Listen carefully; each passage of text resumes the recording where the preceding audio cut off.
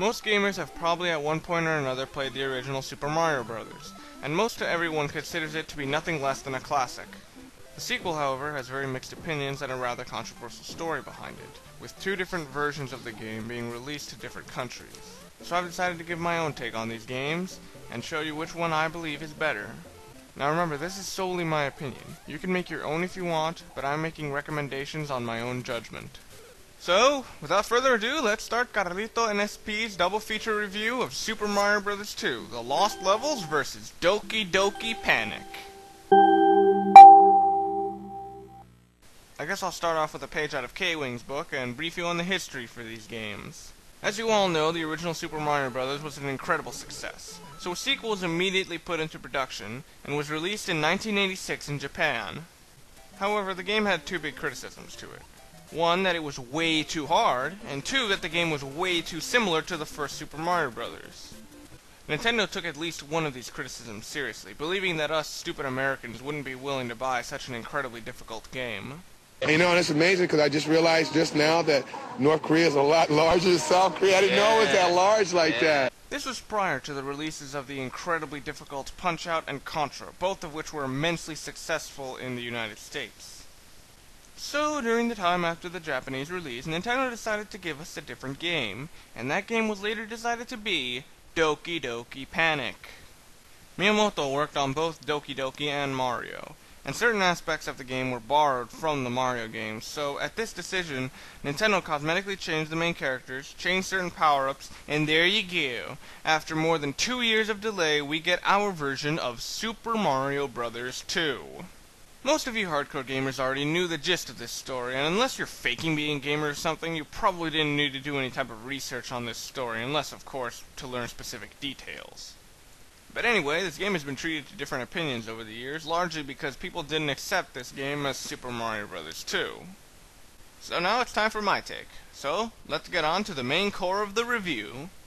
For convenience purposes, I will call the version we got, in America, Doki Doki Panic, or just Doki Doki, while the original Japanese version will remain with its nickname, The Lost Levels. First, let's look at the story for each of these games.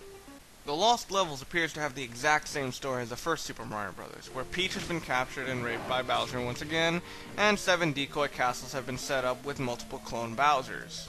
While Doki Doki has Mario responding to a dream he had while he was overdosing on shrooms. They don't make any sense.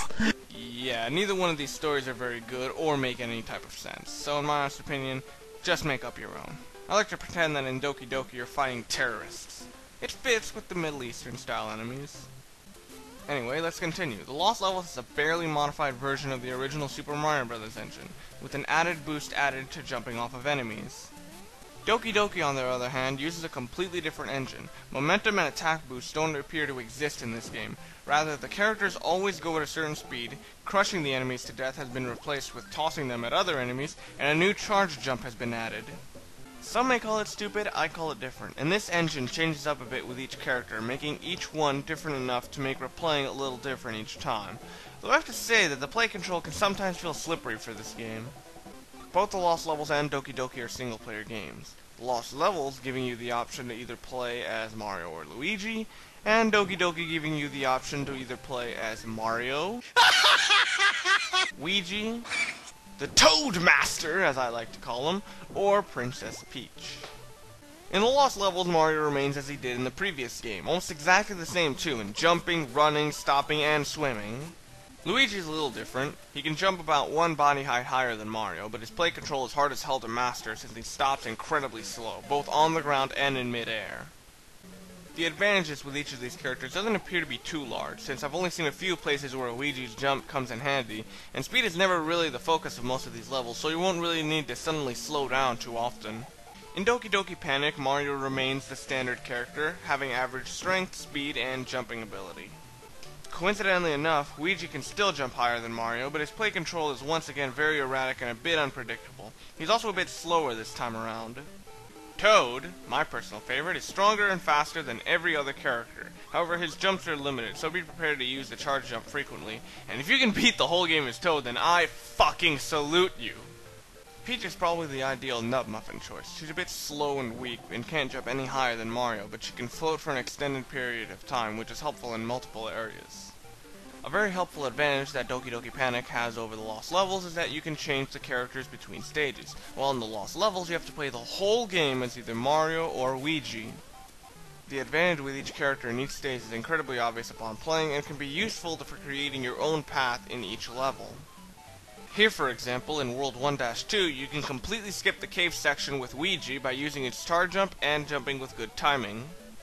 Or in 4-3, you can completely avoid climbing up and down the tower with Peach by floating over the gap between them. In the Lost Levels, though, very few levels have any kind of radical difference with WeeGee's height and jump, and it seems more like a minor preference than anything else. Staying with these levels, they really don't seem to be too much of a jump from the original. It really just seems like the levels are just like they were in the original Super Mario Bros., except a lot harder. If you play this game, this image will be burned in your retina. While I don't really mind the increase in difficulty, I really hate how claustrophobic they made some of these levels while adding areas that just make you say, how the fuck would I ever have guessed that? Not to say that the level design is entirely bad. While a bit recycled, most of the level design is actually very good, but almost every level has a nasty game block spot. World 2-2, for example. Here I am, going through this level, everything's good, kinda hard, but that's okay. Oh, here it comes, leap of faith! Fuck! You'll see these types of things in multiple levels, where hidden blocks have now become absolute necessities to progress, rather than just as a way of hiding secrets. Though I did find a few of them lying around for that purpose as well. But believe me, that's nothing compared to what you have to do in level 3-4. Here, it's a looping stage. While they're pretty hard alone, they become next to impossible with what they did here.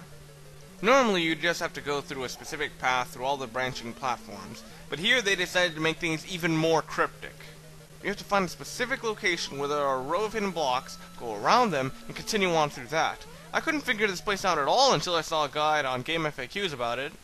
Doki Doki doesn't seem to have many of these wild guess sections or claustrophobic sections, but I did manage to find a few, like the section near the end of 6-1 where you have to find one pipe where a key is located, so you can't really do anything but randomly guess among all of them.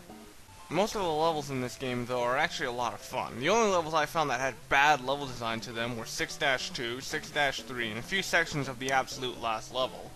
What actually makes most of these levels such fun is how the levels are in such a non-linear and customizable design.